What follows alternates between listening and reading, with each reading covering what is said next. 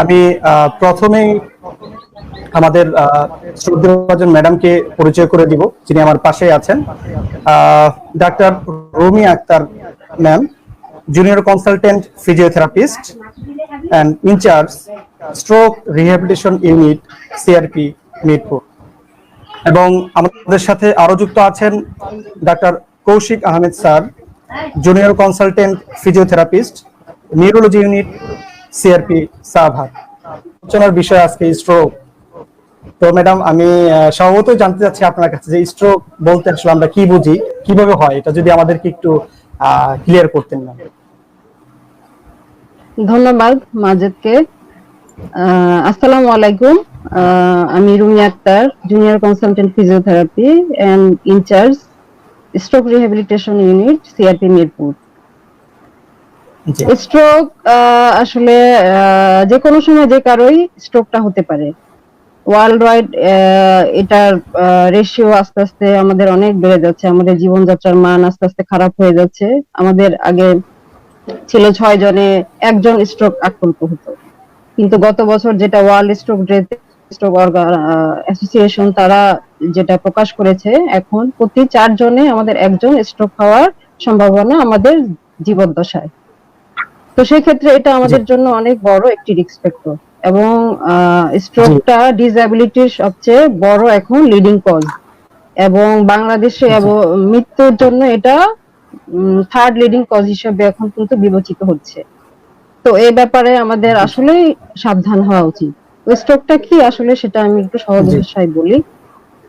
এটা সহজ ভাষায় বলতে গেলে এটা সাডেন ডেথ হতে পারে আমাদের ব্রেইন সেলের। এটা হতে পারে দুটো কারণে।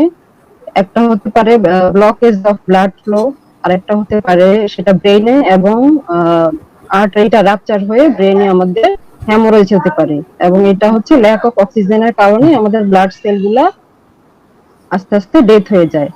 তখন আমাদের শরীরে বিভিন্ন ধরনের সাইন সিম্পটম দেখা যায়।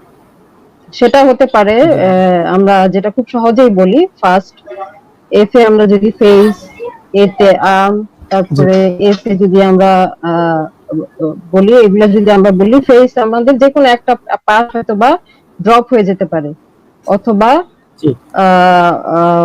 কথা বলতে অসুবিধা হতে পারে, অথবা তার কথাগুলা অসামঞ্জস্য হতে পারে, অথবা তার আন্ডারস্ট্যান্ডিং এ প্রবলেম হতে পারে, অন্য কি বলছে সে বুঝতে পারছে না, সে খুব একটা লিঙ্ক কথাবার্তা বলতে পারছে না, তার মধ্যে কনফিউশন থাকতে পারে। এছাড়া শরীরের যে কোনো একটা পাশ আমাদের অবশ বা দুর্বলতা থাকতে পারে, এবং যদি সেই পেশেন্টকে আমরা বলি যে আপনি 2টা হাত একসাথে উপরে উঠান, সে হয়তো 2টা হাত একসাথে উপরে উঠাতে পারবে না, যেটা এফেক্টেড সেটা পড়ে যাবে। এবং একইভাবে তার একটা সাইড, একটা পাও তার অসুবিধা হতে পারে, তার হাঁটতে অসুবিধা হতে পারে, এবং স্পিচে প্রবলেম হতে পারে। এছাড়াও তার ভিশনে প্রবলেম হতে পারে, তার চোখে দেখতে অসুবিধা হতে পারে, সর্বোপরি তার হাঁটা চলায় সমস্যা হতে পারে। এবং অনেক ক্ষেত্রে অনেক পেশেন্টদের দেখা যায় প্রচুর হেডেক থাকতে পারে, তার ডিজিনেস থাকতে পারে, ভমিটিং থাকতে। এই সাইন সিম্পটম গুলো দেখে আমরা বুঝতে পারবো যে এই পেশেন্টটার তার স্ট্রোক আক্রান্ত হওয়ার সম্ভাবনা রয়েছে, এবং সেটা আমাদের খুব দ্রুত, এটা একটা মেডিকেল ইমার্জেন্সি। এটা আমরা যত দ্রুত তাকে ট্রিটমেন্টের আন্ডারে আনতে পারবো, ব্রেন ড্যামেজটা তত কম হবে। সেজন্য আমাদের এই সিম্পটম গুলো সহজভাবে বলা, যাতে সবাই এটা বুঝতে পারে। এটা দেখে আমরা মেডিকেল ইমার্জেন্সি হিসেবে তাকে অতি দ্রুত হসপিটালে আমরা নিয়ে যাব। জি ম্যাডাম,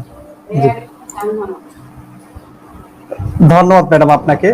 আপনি খুব সুন্দরভাবে আমাদেরকে বুঝিয়ে বললেন যে স্ট্রোক কি, স্ট্রোক কিভাবে হয়, দুধের মাধ্যমে সেটাও বললেন, এবং যে ফার্স্ট সিম্পটমটা এটা ডেভেলপ করে, এটার মাধ্যমে আমরা বুঝতে পারি যে একজন ব্যক্তির বা একজন পেশেন্টের স্ট্রোক হয়েছে।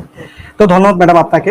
তাদের কাছে আমার জানতে চাওয়া হচ্ছে যে স্যার, আপনি জানেন বা আমার সাথে একমত হবেন যে প্রত্যেকটা কন্ডিশন অথবা ডিএসির কিছু রিস্ক ফ্যাক্টর থাকে।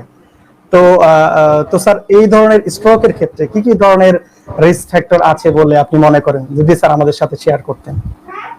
আচ্ছা, ধন্যবাদ মাজেদ। প্রথমেই আমরা বলে নিই যে স্ট্রোক রোগ, এটার আরেকটা নাম যেটা হচ্ছে সাইলেন্ট কিলার।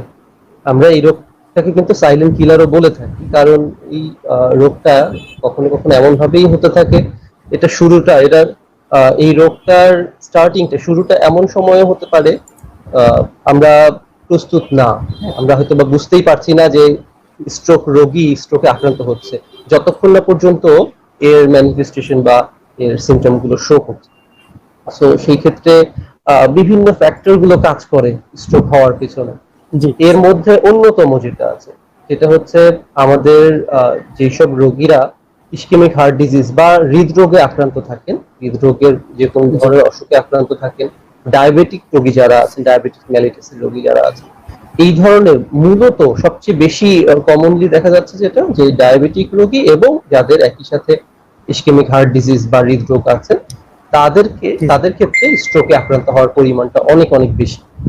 এছাড়াও যেমন যারা ধূমপায়ী বা অ্যালকোহলিক, মদ পান করেন বা যারা ধূমপান করেন, এই ধরনের ব্যক্তি যারা আছেন তাদের ক্ষেত্রে এই ধরনের স্ট্রোক হওয়ার একটা প্রাদুর্ভাব দেখা দেয়। তো সর্বোপরি আমরা যদি বলি যে আমাদের লাইফ স্টাইল, এটাও অবশ্যই একটা গুরুত্বপূর্ণ ফ্যাক্টর হিসেবে কাজ করে। যারা শারীরিকভাবে কম পরিশ্রম করেন, যেটাকে আমরা বলি ফিজিক্যাল ইনঅ্যাক্টিভিটি, তো এই ধরনের যারা ব্যক্তি আছেন তাদের ক্ষেত্রেও স্ট্রোক হবার পরিমাণটা বেশি। এর ওভারঅল যদি আমরা কারণটা দেখি, সেটা হচ্ছে আমাদের হৃদরোগের অথবা আমাদের যদি কার্ডিওভাস্কুলার সিস্টেম, যেটা রক্ত চলাচল যদি কোনোভাবে বাধাগ্রস্ত হয়, সেই ক্ষেত্রে কিন্তু আমরা স্ট্রোকে আক্রান্ত হতে পারি, একটা পসিবিলিটি থাকছে। কার্ডিওভাস্কুলার সিস্টেম বা আমাদের শ্বাস প্রশ্বাস এবং আমাদের রক্তনালীগুলোর স্বাভাবিক কার্যকারিতাটা রক্ষা করার জন্য আমাদের এক্সারসাইজ, অবশ্যই ফিজিক্যাল অ্যাক্টিভিটি প্রয়োজন, যেটা যারা না করবেন, পাশাপাশি যারা ফুড হ্যাবিট একটা অত্যন্ত গুরুত্বপূর্ণ বিষয়, যারা উচ্চ মাত্রায় কোলেস্টেরল জাতীয় খাদ্য বেশি গ্রহণ করেন, যেমন ফাস্ট ফুড বা জাঙ্ক ফুড যদি আমরা বলি, এই ধরনের খাবার যারা গ্রহণ করেন তারা রিস্কে আছেন। আমরা ফ্যামিলি হিস্ট্রিকেও গুরুত্ব দিই এবং একটা কোরিলেশন পাওয়া যায়। তো যাদের ক্ষেত্রে ফ্যামিলিতে স্ট্রোক রোগী আছেন তাদের পরবর্তী জেনারেশন স্ট্রোকের প্রবাবিলিটিটা বেড়ে যায়। তো মূলত এই ধরনের কারণগুলোই আসলে পাওয়া যায়, যেটাকে আমরা রিস্ক ফ্যাক্টর বলতে পারি। জি স্যার, ধন্যবাদ স্যার আপনাকে। আপনি খুব সুন্দরভাবে আমাদেরকে রিস্ক ফ্যাক্টর গুলো বলেছেন যে কি কি কারণে মূলত স্ট্রোক হতে পারে, কি কি রিস্ক ফ্যাক্টর থাকতে পারে। তো দর্শক আপনারা যারা শুনছেন, অবশ্যই স্যার যে সাজেশন দিলেন বা স্যার যে বিষয়ে আলোচনা করলেন বা যে ধরনের রিস্ক ফ্যাক্টরের কথাগুলো উপস্থাপন করলেন, আপনারা যদি এগুলো থেকে বেঁচে থাকতে চান তাহলে অবশ্যই আপনাদেরকে এই ধরনের পরামর্শগুলো ফলো করতে হবে। তো আমি এবার চলে যাব ম্যাডামের কাছে, তার আগে আমরা ঘুরে আসবো কমেন্ট থেকে।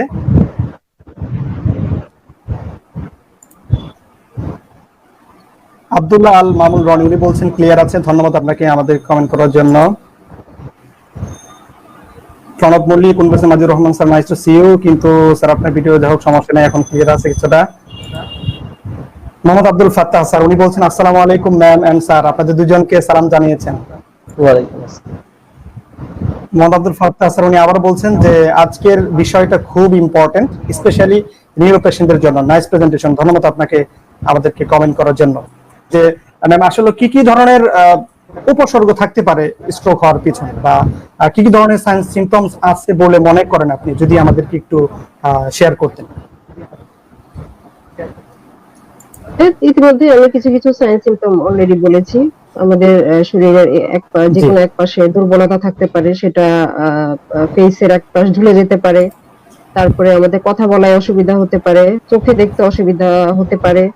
তারপরে আমাদের একটা হাত বা একটা পা অবশ্যই চাপ থাকতে পারে, এবং পেশেন্ট হয়তো তার কথাগুলা খুব সিকোয়েন্স মেনটেন করে হবে না, অথবা সে তার মধ্যে খুব কনফিউজ দিয়ে কোনো কিছু কথাবার্তা থাকতে পারে, এবং তার হেডেক থাকতে পারে, সিভিয়ার হেডেক থাকতে পারে, ডিজিনেস থাকতে পারে, ভমিটিং থাকতে পারে কিছু কিছু ক্ষেত্রে। এগুলো দেখে আমরা মোটামুটি বুঝতে পারবো যে হয়তো বা স্ট্রোক আক্রান্ত হতে পারে।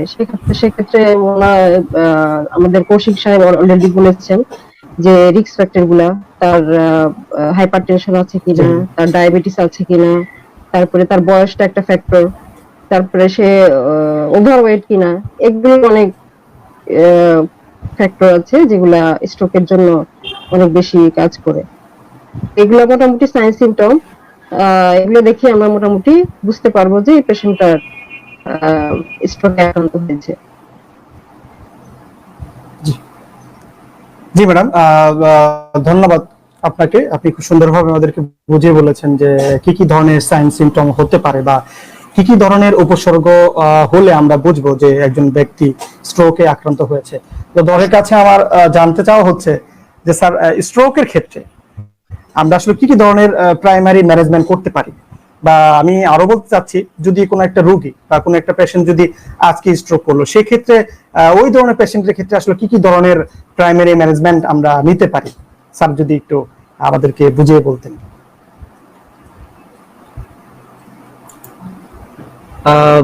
খুব ভালো প্রশ্ন, কারণ আমরা তো শুনতেই পেলাম যে আসলে স্ট্রোকের প্রাদুর্ভাব এখন অনেক বেশি।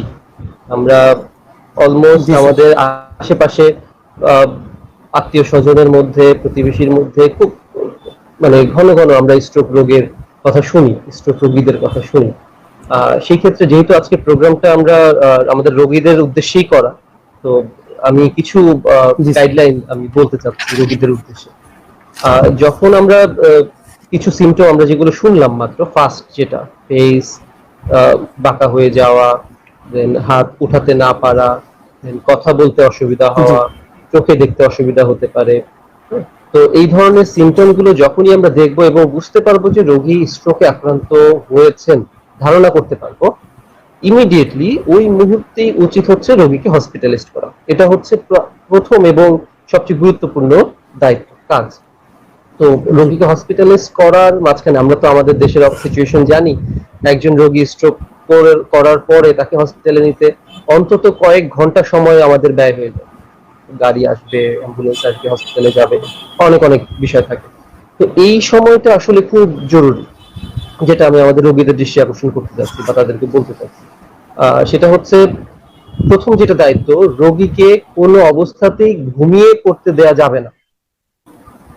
রোগীকে আমরা চেষ্টা করব যতটা সম্ভব জাগিয়ে রাখার জন্য।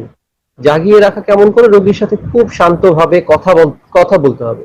রোগীর সাথে খুব শান্তভাবে কথা বলে তাকে জাগিয়ে রাখার চেষ্টা করতে হবে, তাকে আস্থা দেওয়ার চেষ্টা করতে হবে যেন রোগী জেগে থাকেন।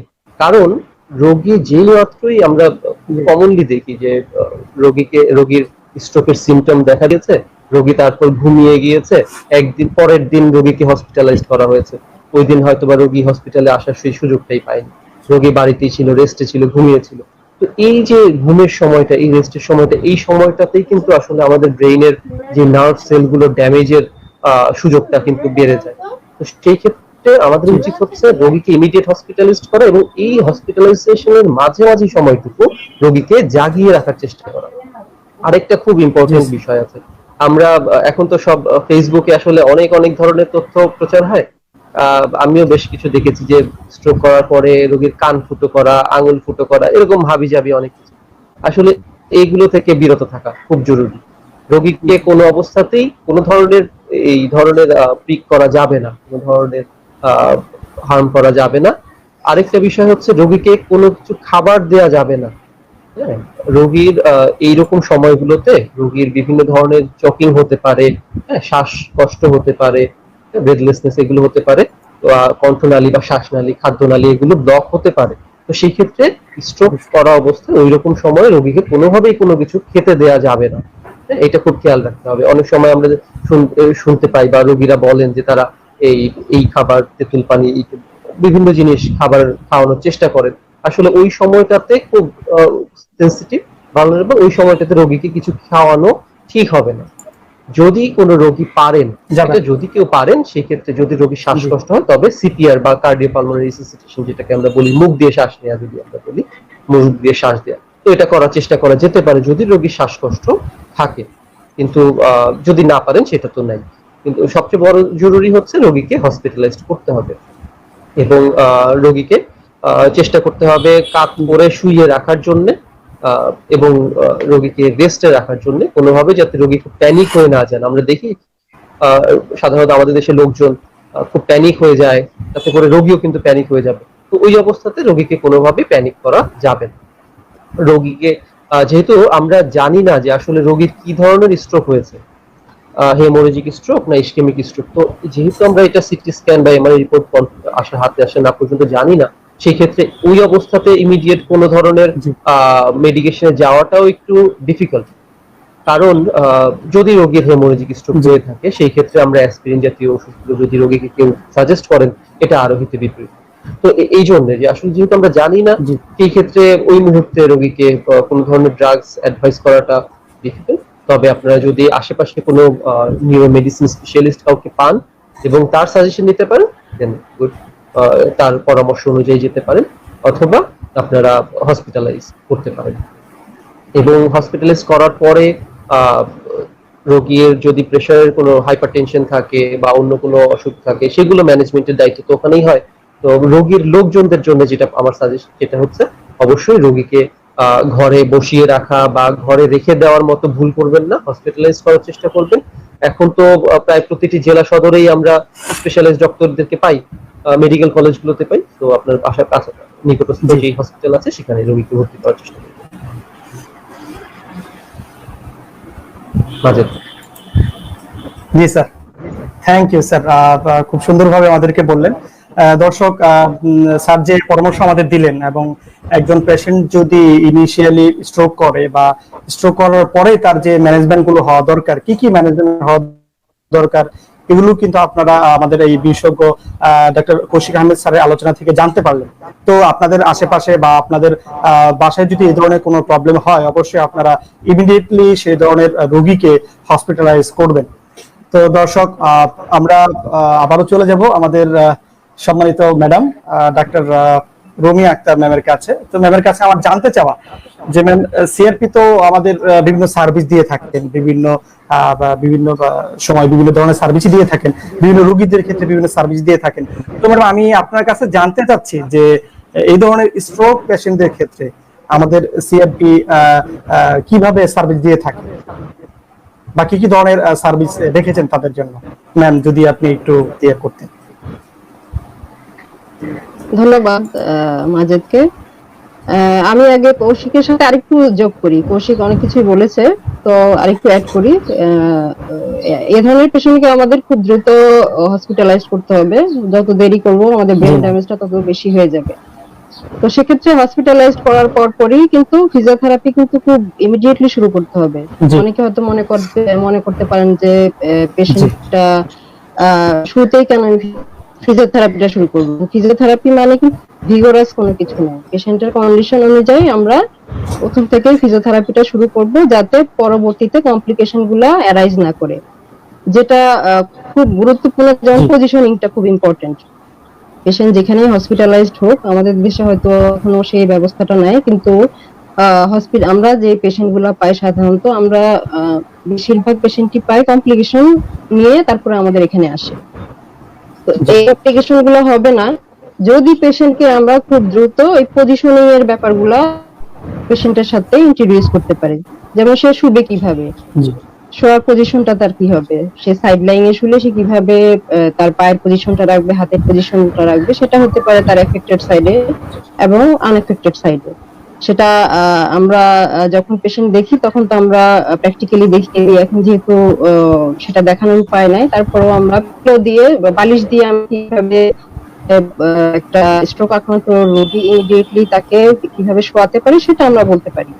এটা খুব ইম্পর্টেন্ট, কারণ আমরা যদি মাসেল লেন্থ মেনটেন না করি, আস্তে আস্তে কিন্তু লো টোন থেকে হাই টোন হয়ে আস্তে আস্তে এই টাইটনেস গুলা বাড়তে থাকবে, বিভিন্ন ডিফর্মিটি শুরু হবে, পেইন শুরু হবে, এবং রেসপিরেটরি কমপ্লিকেশনও শুরু হবে যদি প্রপার পজিশনিংটা না থাকে। জি, ঠিক আছে, এটাই ছিল আমার কৌশিকের সাথে অ্যাড করা। আর এখন আমরা সিআরপি তে কিভাবে সার্ভিসটা দিয়ে থাকি, আমরা স্ট্রোক পেশেন্টদের জন্য সিআরপি তে অনেক দিন যাবত সার্ভিস দিয়ে যাচ্ছি। আমরা চেষ্টা করে যাচ্ছি সর্বোচ্চ ভালো সার্ভিস দেওয়ার। আমরা সাধারণত দুই ভাবে সার্ভিসটা দিয়ে থাকি, আউট পেশেন্ট হিসেবেও দিয়ে থাকি, ইনপেশেন্ট হিসেবেও দিয়ে থাকি। আউট পেশেন্ট হিসেবে আমরা প্রথমত পেশেন্ট আউটডোরে আসলে ওখানে আমাদের এমডিটি টিম থাকে, physiotherapist, occupational therapist, speech therapist এবং ডক্টর থাকে। ওনারা স্ক্রিনিং করার পর পেশেন্টটা আমাদের আউটডোর সার্ভিসে চলে আসে। সে আউটডোরে প্রথম দিন মনিটরিং করার পরে সে তার বাসা যদি ঢাকায় হয়, সে অ্যাপয়েন্টমেন্ট নিয়ে আবার চলে যায়, সেই অ্যাপয়েন্টমেন্ট অনুযায়ী আবার সে আউটডোরে আসে তার ডেট অনুযায়ী। ইন পেশেন্টের ক্ষেত্রে আমাদের কিছু ক্রাইটেরিয়া মেনটেন করতে হয়। ইন পেশেন্টের ক্ষেত্রে প্রথম দিন একইভাবে এমডিটি টিম দেখবে। ইন পেশেন্টের ক্ষেত্রে আমাদের কিছু নিয়ম আছে। একটা পেশেন্ট স্ট্রোকের 21 দিন পর আমাদের এখানে ভর্তি নেওয়া হয়, কারণ জি আমরা জানি যে স্ট্রোক পেশেন্ট মেডিকেলি স্টেবল না হলে যে কোনো সময় ওনার ইমার্জেন্সি সার্ভিস লাগতে পারে। জি ইমার্জেন্সি সার্ভিসটা আমাদের সিআরপি তে নাই, যার জন্য আমাদের পেশেন্ট স্টেবিলিটি বাড়ার পরে তারপরে আমরা পেশেন্টকে ভর্তি নেই। এই জন্য 21 দিনের একটা নিয়মের মধ্যে আছে। 21 দিন পরও পেশেন্ট যদি এই ক্রাইটেরিয়ার মধ্যে না পারে, যেমন পেশেন্ট যদি মেডিকেলি আনস্টেবল থাকে, হতে পারে তার আনকন্ট্রোল ডায়াবেটিস থাকতে পারে, আনকন্ট্রোল প্রেসার থাকতে পারে, তার ইলেকট্রোলাইট ইমব্যালেন্স থাকতে পারে, সেটা তখন কর্তব্যরত যে ডক্টর থাকবে উনি ওনাকে স্ক্রিনিং করে ভর্তির অ্যাডভাইস দিবে। সে ওই সময় ভর্তি হলে আমাদের ওয়ার্ড আছে, কেবিন আছে, এগুলাতে উনি ভর্তি হতে পারে। এবং ভর্তি হওয়ার পর আমাদের যে কাজটা আমরা স্ট্রোক রিহ্যাবিলিটেশন ইউনিটে সাধারণত এমডিটি অ্যাপ্রোচে ট্রিটমেন্ট করে থাকি জি পেশেন্টদেরকে।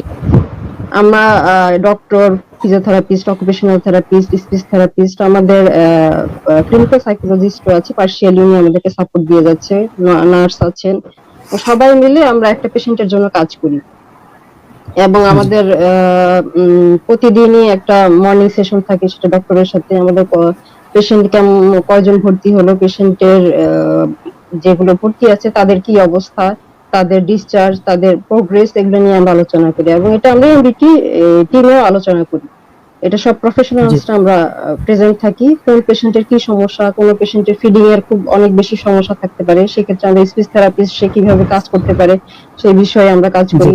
কোন পেশেন্টের কগনিটিভ প্রবলেম থাকতে পারে, সেটা আমরা কম্বাইনলি কিভাবে কাজ করতে পারি, এগুলো আমরা এমডিটি টিমে আলোচনা করি এবং সেভাবে আমরা ট্রিটমেন্টটা প্রোভাইড করি।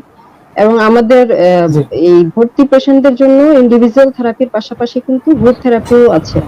কারণ আমরা রিসার্চে দেখেছি যে ইন্ডিভিজুয়াল থেরাপির চেয়ে গ্রুপ থেরাপির ইফেক্টিভনেসটা অনেক ভালো। যার জন্য এবং এই ধরনের পেশেন্টদের কিন্তু একটা স্ট্রোক পেশেন্টদের অনেকগুলো প্রবলেম থাকে, ফিজিক্যাল প্রবলেম থাকে, তার সোশ্যাল প্রবলেম থাকে, তার কগনিটিভ প্রবলেম থাকে, তার স্পিচ প্রবলেম থাকে, বেশ 5-6টা প্রবলেম থাকে যেগুলো সমন্বয়ে আমাদেরকে কাজ করতে হয়, যার জন্য গ্রুপগুলো আমাদেরকে ওভাবে সিলেক্ট করতে হয়। আমাদের আমরা 4-5টা গ্রুপ রান করি। তার মধ্যে একটা হচ্ছে কম্বাইন্ড গ্রুপ, যেখানে physiotherapist, occupational therapist, speech therapist সবাই মিলে কাজ করে পেশেন্টের কন্ডিশন অনুযায়ী। সেখানে আমরা গ্রুপ পেশেন্টগুলোকে ভাগ করি, স্পিচ, নন স্পিচ। স্পিচ যে পেশেন্টগুলোর আছে তাদের জন্য এক ধরনের শিডিউল করা হয়, এবং যাদের স্পিচ নেই তাদের জন্য আরেক ধরনের শিডিউল করা হয়। তারপর যাদের ফিডিং প্রবলেম থাকে তাদের জন্য আমাদের অকুপেশনাল থেরাপিস্ট এবং স্পিচ থেরাপিস্ট কম্বাইনলি তাদের ফিডিং ট্রেনিংটা দিয়ে থাকি। এবং আমাদের পেশেন্টদের ব্যালেন্স এবং কোঅর্ডিনেশন বাড়ানোর জন্য ফিজিওথেরাপিস্টরা ব্যালেন্স এন্ড কোঅর্ডিনেশন গ্রুপে কাজ করে থাকে, যাতে পেশেন্টরা একজনকে দেখে আরেকজন খুব মোটিভেটেড হয়ে কাজটা করতে পারে, যেটা একা তারা করতে খুব একটা স্বাচ্ছন্দ্য বোধ করে না বা তার কাছে মোটিভেশনটা কাজ করে না। এবং আরো একটা আমরা গ্রুপ থেরাপি রান করি, সেটা হচ্ছে হ্যান্ড থেরাপি গ্রুপ, সেটা অকুপেশনাল থেরাপিস্টরা রান করে থাকে। এবং আমরা কিছু কিছু ক্ষেত্রে কম্বাইনলি আমাদের যে ক্লিনিক্যাল সাইকোলজিস্ট আছে ওনার সাথে কাজ করে থাকি। কারণ এই ধরনের পেশেন্টের স্ট্রোক পরবর্তীতে ওনারা কিন্তু একটা ট্রমার মধ্যে থাকে। ট্রমার মধ্যে থাকার কারণে কিন্তু পেশেন্ট মোটিভেশন পায় না।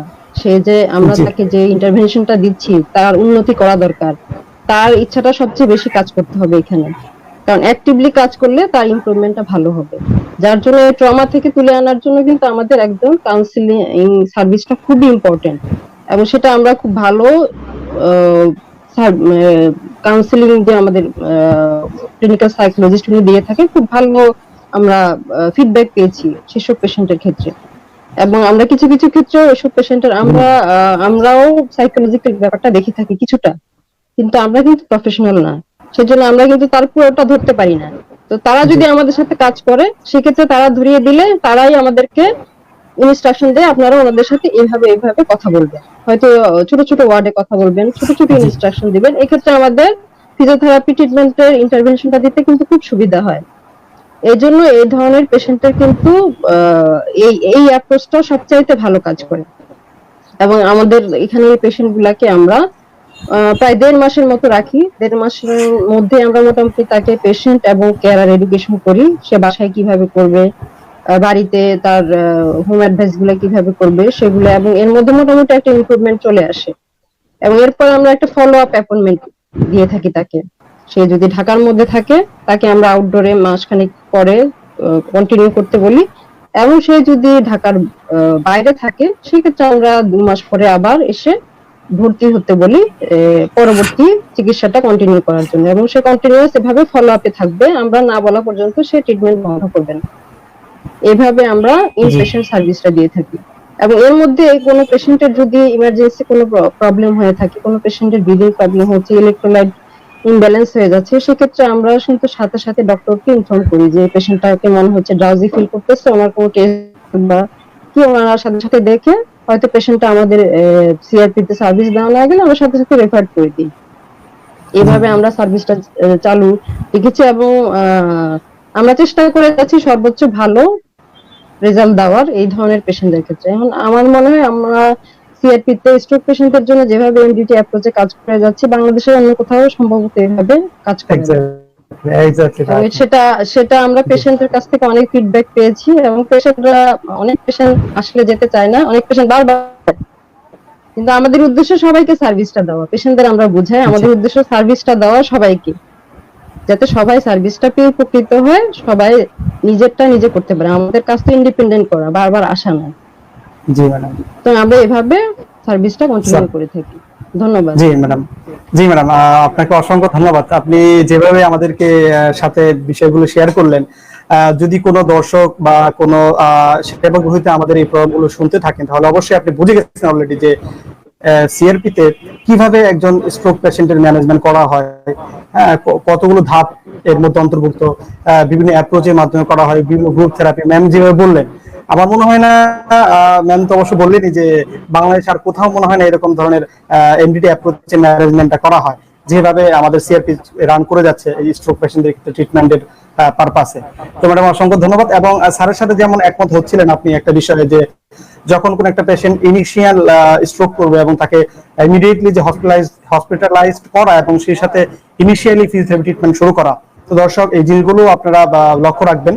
আপনাদের যদি কোনো ধরনের আত্মীয় থাকে বা কোনো ধরনের পেশেন্ট থাকে, আশেপাশে লোকজন থাকে, অবশ্যই আপনারা এই বিষয়গুলো লক্ষ্য রাখবেন। তো স্যার, আমি আপনার কাছে শেষ প্রশ্নে আসবো। সে প্রশ্ন হচ্ছে যে স্যার, এই লকডাউন সিচুয়েশন স্ট্রোক পেশেন্টদের ক্ষেত্রে স্যার আপনি কি কি ধরনের হোম অ্যাডভাইস দিতে পারেন, বা কি কি ধরনের হোম অ্যাডভাইস আপনি সাজেস্ট করবেন, যদি স্যার আমাদেরকে একটু ক্লিয়ার করতেন।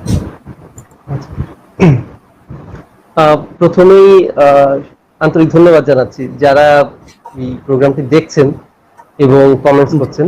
আরো ভালো লাগতো যদি এই আমাদের দর্শক হিসেবে আমাদের রোগীরা থাকতেন। সেক্ষেত্রে আমি যারা দেখছেন তাদের অনুরোধ করব এই মেসেজগুলো রোগীদের মাঝে ছড়িয়ে দেওয়ার জন্য বা শেয়ার করার জন্য, তাতে করে হয়তো তারা বেশি উপকৃত হবেন।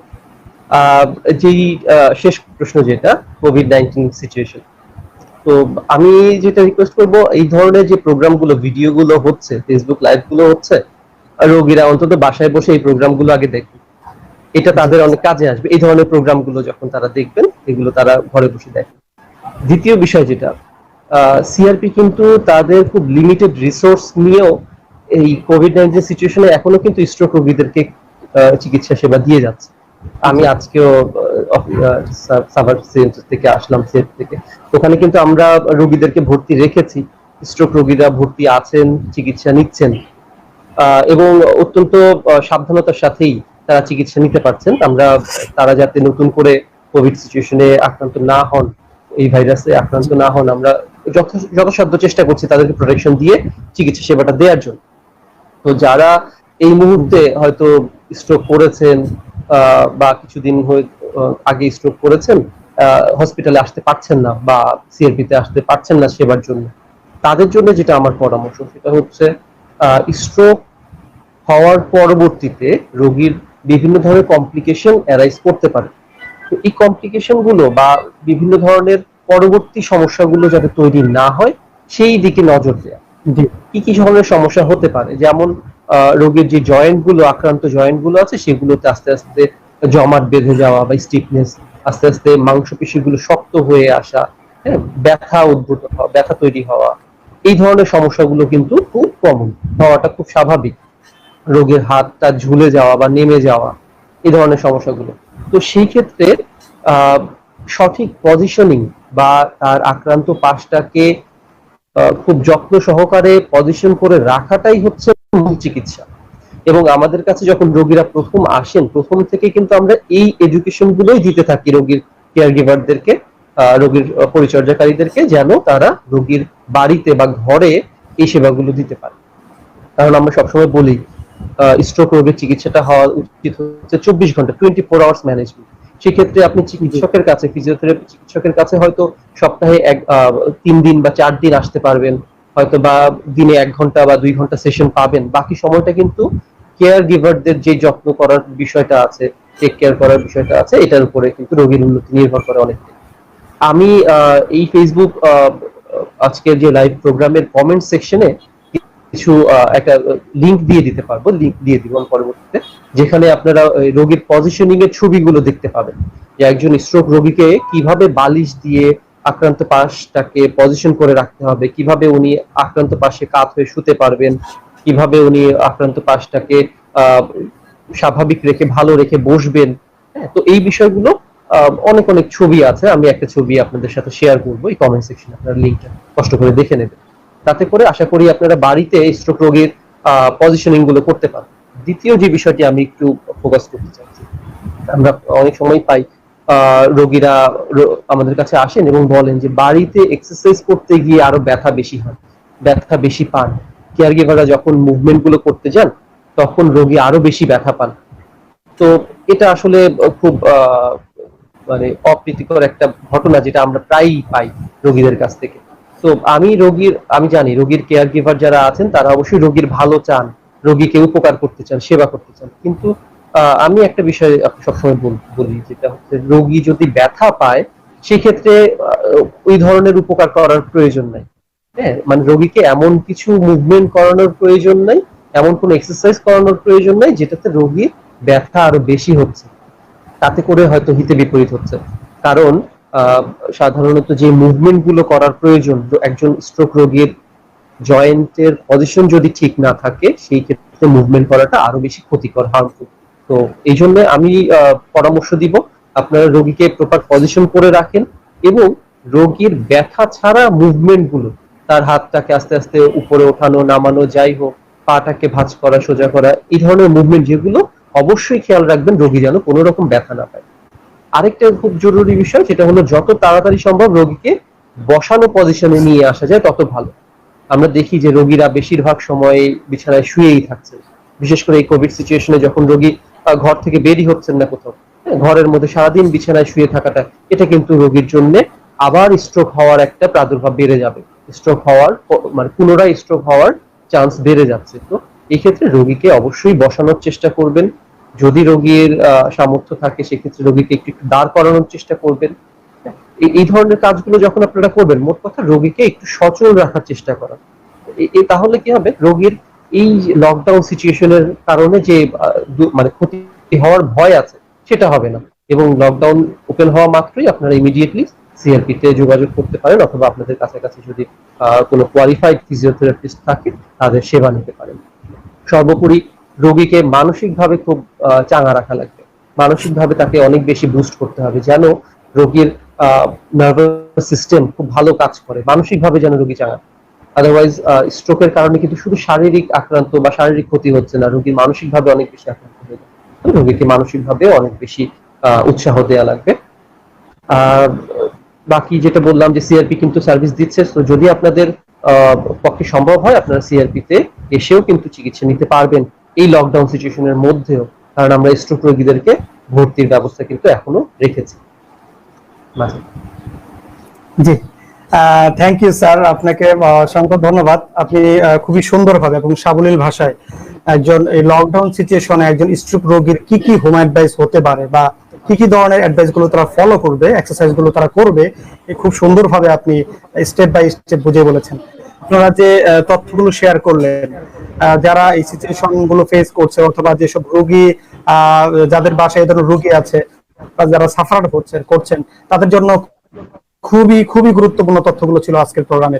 তো দর্শক, আশা করি আমাদের এই সম্মানিত বিশেষজ্ঞ স্যার ম্যাডাম যে দিক নির্দেশনা দিলেন, যে পরামর্শগুলো দিলেন, এগুলো যদি আপনারা ফলো করেন তাহলে অবশ্যই আপনাদের এই সমস্যাগুলো সমাধান হবে ইনশাআল্লাহ।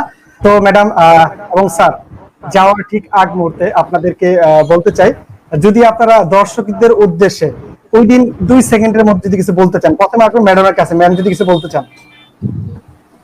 না, ধন্যবাদ মাজেদকে। আসলে এই কোভিড সিচুয়েশনে আমরা সবাই সাবধানে থাকবো, ভালো থাকবো এবং স্ট্রোকের রিস্ক ফ্যাক্টর গুলো মনে রাখবো, কারণ এটা যে কোনো সময় যে কাউকে আক্রান্ত করতে পারে। কোভিড-19 যেমন খুব খারাপ অবস্থা আমাদের দেশের জন্য, সারা পৃথিবীর জন্য, স্ট্রোক কিন্তু এটা কন্টিনিউয়াস চলেই যায়, মানে জীবদ্দশায় যে কোনো সময় যে কারোই হতে পারে। তো আমরা রিস্ক ফ্যাক্টর গুলো মনে রাখবো এবং প্রিভেনশনের জন্য কাজ করব। ধন্যবাদ। জি ম্যাডাম, থ্যাংক ইউ। স্যার 2 সেকেন্ডে যদি দর্শক উদ্দেশ্যে কিছু বলেন।